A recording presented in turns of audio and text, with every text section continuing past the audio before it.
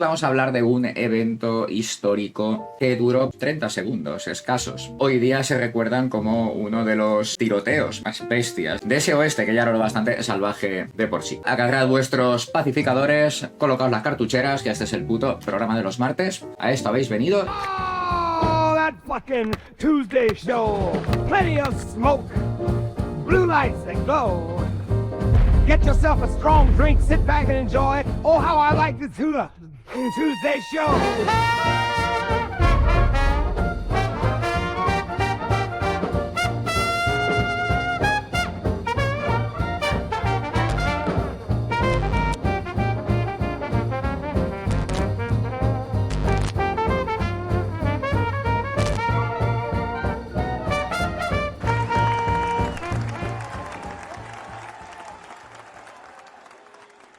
Muy buenas noches, gente guapa, gente bonica, feliz puto martes, una semanita más. Venís aquí a vuestra fuente de curiosidades aleatorias favorita. Vamos a hablar primero de cada personaje que valga la pena conocer desde el principio para situarlos convenientemente. Luego veremos qué fue lo que pasó, qué fue lo que llevó a ello. En este asunto hubo, pues, obviamente dos facciones que se enfrentaron, los Earp y los Cowboys. Por parte de los Earp tenemos obviamente, ¿no?, al famoso Wyatt Earp, afamado pistolero Marshall, famoso en el oeste por su desprecio, su dureza hacia aquellos que incumplieran la ley. Era honesto, era incorruptible, era Wyatt Earp, no tenía un gran mostacho. Wyatt Earp, 33 añitos. Tenía en la foto, míralo, el tío va hecho un pincel. Tenemos a Virgil Earp, que era el hermano mayor de Wyatt. También Marshall en Tucson, Arizona, se mudó a Tombstone, donde reclutaría a sus hermanos Wyatt y Morgan como ayudantes. El otro es Morgan Earp, el hermano menor de Wyatt, también desempeñaba la tarea de Marshall junto a sus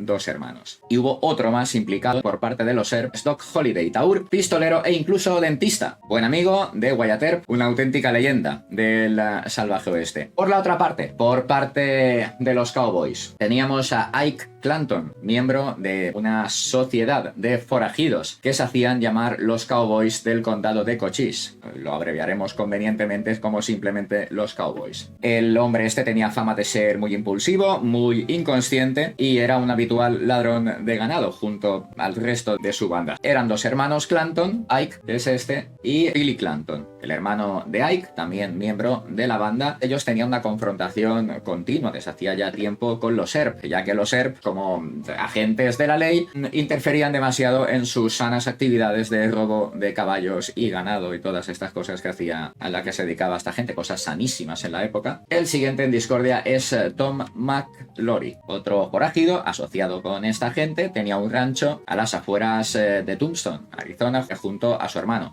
Frank. Como el resto de la banda, pues aparte de robar ganado y caballo, también sentía ese odio, esa aversión hacia los Earp. El siguiente, el otro hermano McClory, era Frank McClory, y bueno, era el hermano menor de Tom y copropietario del rancho este que hemos mencionado. Se sospechaba, luego se confirmaría, él junto a su hermano, junto con el resto de la banda, pues robaban ganado en lugares como Sonora, en México, y luego lo vendían al padre de los Clanton, a Oldman Clanton, y a varios carniceros locales. Otro implicado más por parte del bando de los Cowboys era este señor, Billy Claiborne, forajido, ganadero, minero, pistolero y, por supuesto, forajido. Miembro de la banda de forajidos de los Cowboys del estado de Cochise. Mató a un hombre. Esto es curiosísimo. Este tío se cargó a un hombre, James Hickey se llamaba este señor, en un salón, en un bar. Al final la cosa quedó como defensa propia, pero la curiosidad de todo esto es que tal Hickey, cuando tuvieron la discusión, había estado 3 días enteros bebiendo. Es decir, que tendría que ser bastante insoportable. Ya tenemos a los implicados y vamos a poner un poquito de contexto. Durante la década de 1880, la ciudad de Tombstone, en Arizona, experimentaba un auge económico brutal gracias a la bollante situación de la minería de plata. Esto atrajo a muchísima gente, tanto trabajadores honestos como extranjeros que venían a buscar oportunidades en el país, y por supuesto pues también a criminales,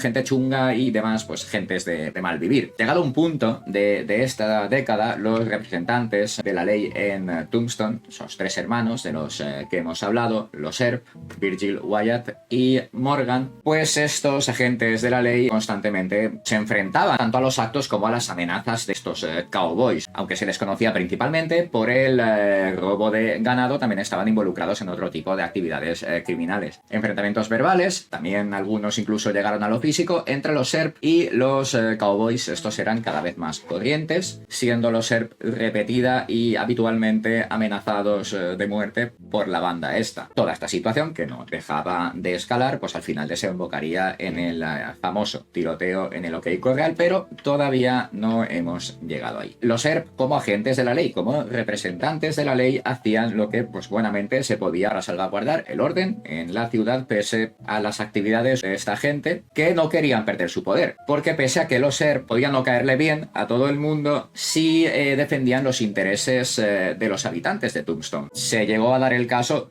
fijaos incluso, que Wyatt tuvo que proteger a este señor, que es un delincuente, Carly Bill Brochus, de ser linchado por una multitud tras matar accidentalmente al Marshal Fred White, tras lo cual Virgil Earp sería ya nombrado Marshal en funciones, por él también Marshal Crowley Drake. En cuanto a los cowboys, se creía que el rancho de Newman Hayes Clanton, que era el padre de los dos hermanos, se le apodaba Old Man Clanton, ¿no? El viejo Clanton, cerca de Charleston, Arizona, era precisamente el centro de toda esta actividad ilegal que hemos estado mencionando, de lo de robo de ganado, reparto de botines, robo de caballos. Tom y Frank, los hermanos, trabajaban con los cuatreros, como hemos dicho, robando caballos y ganado y luego pues vendiéndoselos a este hombre o a carniceros locales. Este grupo de gente veía bastante mal, le tocaba bastante las narices que los residentes de Tombstone, gracias a los SERP, tuvieran cada vez más influencia, más poder sobre la ley, sobre la política local, ya que hasta entonces eran los rancheros como Old Man Clanton precisamente los que mantenían el control fuera de las ciudades, los terrenos de fuera. Era mi territorio, mi ley. En parte esto pasaba, lo de los rancheros, a Johnny Behan, que era el sheriff del condado de Cochise, que ahora veréis. Este sheriff favorecía los intereses precisamente de los cowboys y de los rancheros rurales. Este hombre con el tiempo también fue desarrollando, por supuesto, aversión hacia los hermanos Earp. Los hermanos Earp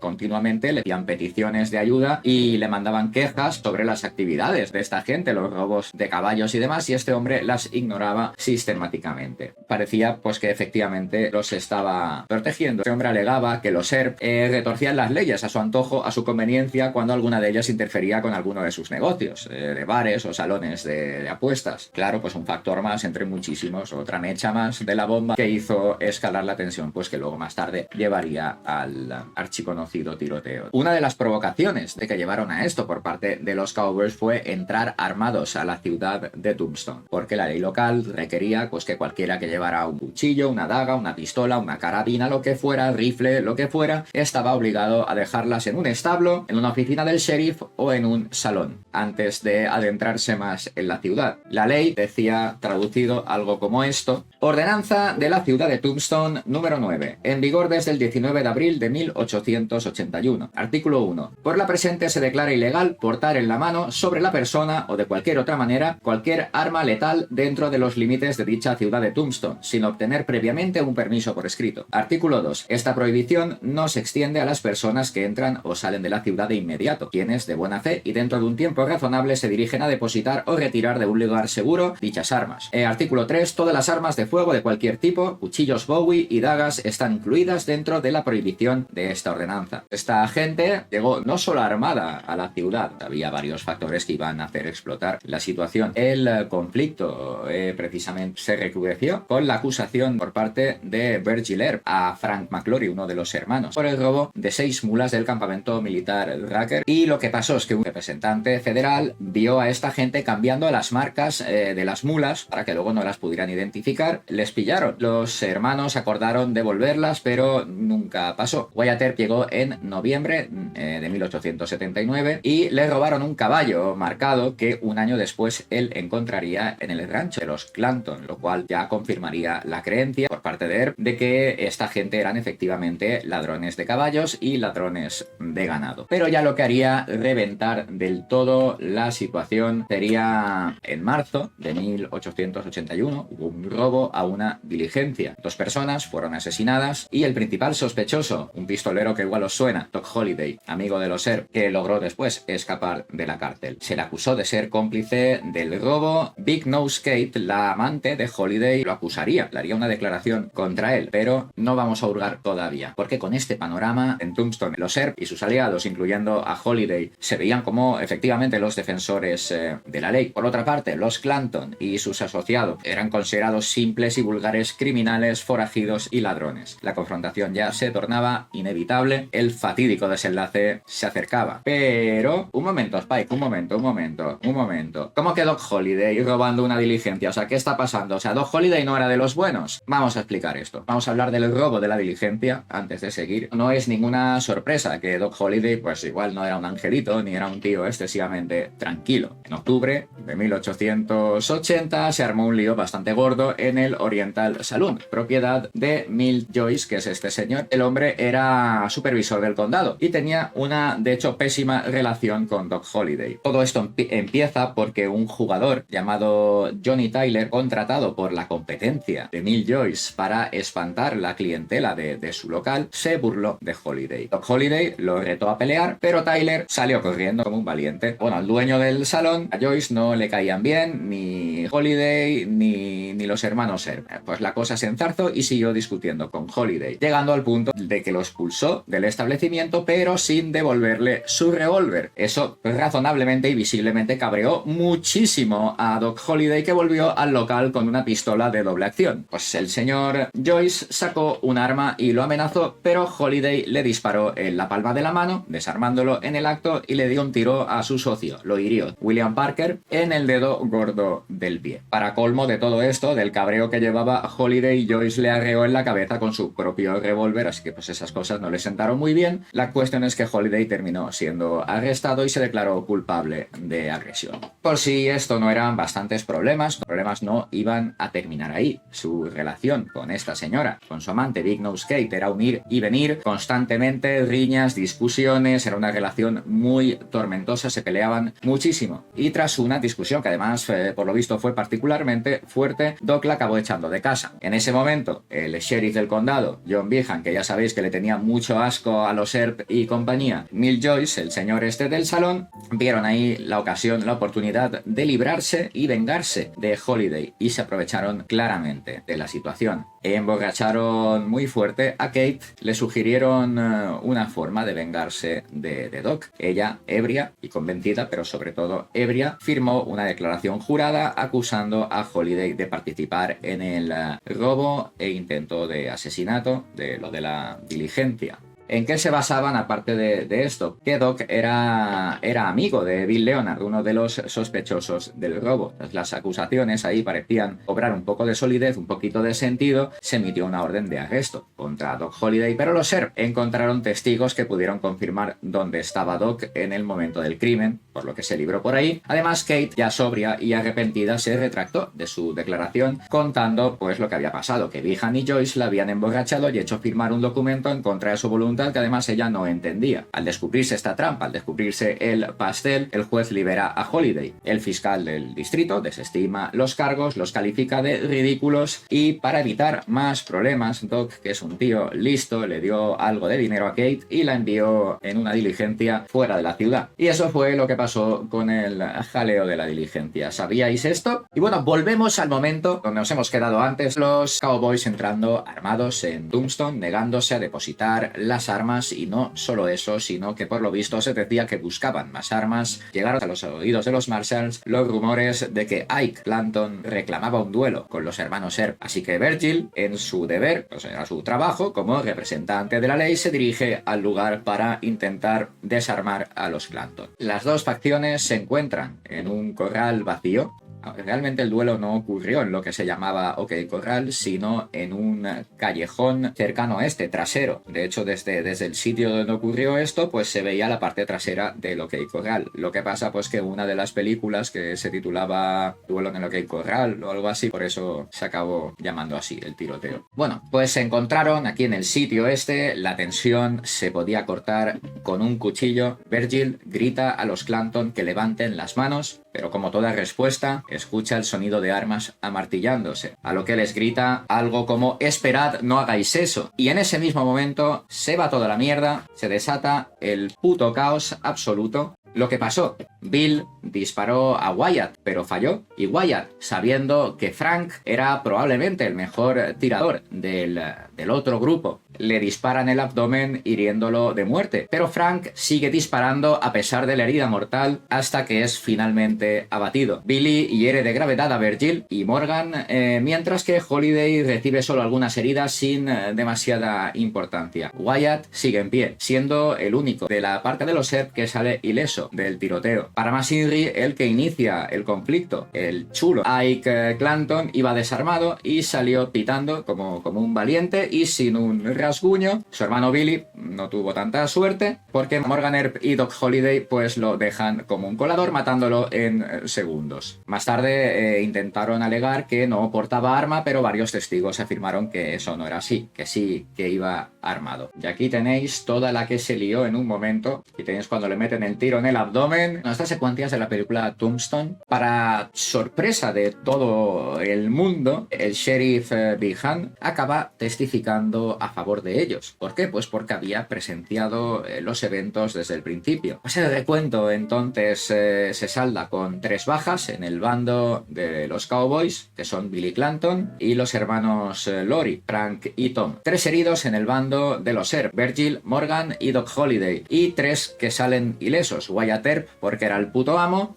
Claiborne y Ike porque huyen. Fueron 30 segundos, 30 disparos y 3 muertos. Y aún así es uno de los eventos más bestias, creo yo, en mi opinión, de la historia del salvaje oeste. Los testigos presenciales, según he estado mirando, no pudieron ponerse de acuerdo sobre la ubicación exacta de los hombres antes, durante y después del tiroteo. Por ejemplo, un informe del forense y una audiencia posterior muestra un diagrama con los vaqueros de pie, de izquierda a derecha, mirando hacia la calle Fremont, con Billy Clanton y luego Frank Mallory cerca de la casa Harwood, ahora veréis un plano, Tom McLaury y Ike Clanton más o menos en medio del callejón. Frente a ellos una distancia de entre 2 y 3 metros. Ahí estaba Virgil Earp a la izquierda del grupo, parado unos metros en el callejón, y más cerquita, digamos, de Ike Clanton. Detrás de él, a unos metros, al lado de una pensión llamada CS Fly, estaba Wyatt. Morgan Earp estaba en la calle Fremont, que es donde se pasó todo, a la derecha de Wyatt, y Doc Holiday unos metros a la derecha de Morgan. El propio Wyatt Earp hizo un par de dibujos, uno en 1924 y otro en 1926, donde ubicaba a Billy Clanton cerca del centro del callejón. Frank estaría en el centro, entre 2 edificios, sujetando las riendas del caballo. Tom estaría más cerca de la pensión que hemos mencionado, y según los dibujos de Wyatt, Morgan estaría a la derecha de donde estaban los Earp. Ninguno de los dibujos que hizo Wyatt Earp incluyó a Ike o a Billy Claiborne porque habían huido del enfrentamiento y pues así de chulo era él, no eran relevantes. La cosa es que Virgil no esperaba realmente que se fuera a desatar un tiroteo. Digamos que se fió del sheriff, que le decía que los Cowboys iban desarmados. Tanto Virgil como Wyatt guardaron pues las pistolas en sus fundas, y Doc Holiday, por su parte, como era un tío muy guay, llevaba una escopeta recortada metida bajo el abrigo largo que llevaba puesto, el guardapolvos este largo, típico del oeste. Billy Clanton y Frank Mallory, por el contrario, llevaban los revólveres enfundados en los cinturones y estaban junto a los caballos.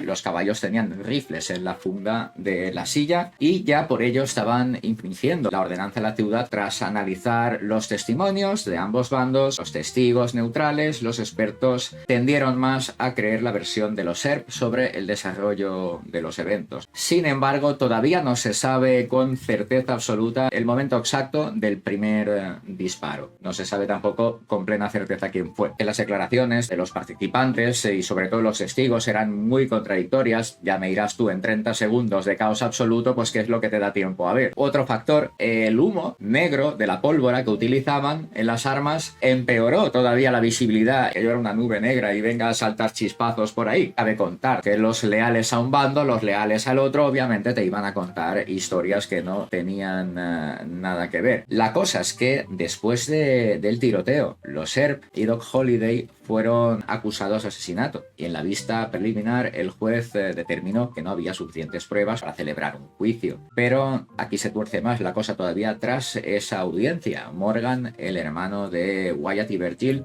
es asesinado y Virgil es gravemente herido y se le queda el brazo izquierdo inutilizable para el resto de su vida. Tras esto, Wyatt se lía la manta a la cabeza, junto con Holliday emprenden un viaje de venganza personal, persiguiendo y matando a los hombres a los que creen responsables. Cuando todo esto termina esta venganza, Wyatt y Doc toman caminos por separado. Doc al final moriría de tuberculosis y Wyatt seguiría viajando hasta que murió en 1929. Y bueno, como os decía, tras el tiroteo, ¿qué es lo que haces cuando tienes 3 muertos que han muerto en uno de los tiroteos más rápidos y salvajes del salvaje, valga la redundancia, oeste? Pues ¿qué vas a hacer? Los expones en el escaparate de la funeraria Ritter and Reeves, con un cartel en el que pone asesinados en las calles de Tombstone.